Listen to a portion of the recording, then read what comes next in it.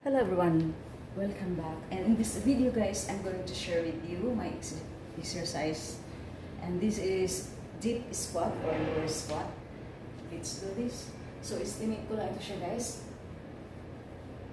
Pwede kang hindi magbuka-buka. Pwede mo rin i-straight lang na kaganyan. Kung mangalay ka.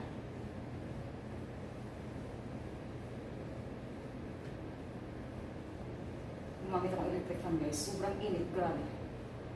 Hindi naman malakas.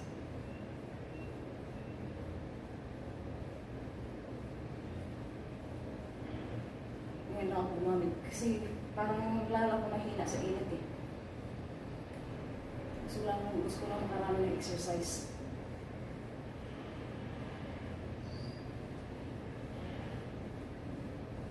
This is wrist body exercise and for strong legs. At hindi lang sa legs, sa ankle din yan guys kasi naka-held position siya.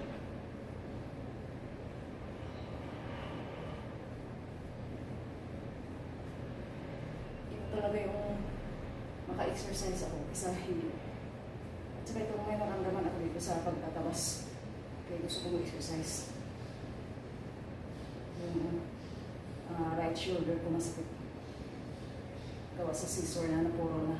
Need ko talaga ng lakas para maputol ang damo. Ay, nangalay ako. Okay guys, that is it. Thank you so much for watching and see you on my next exercise.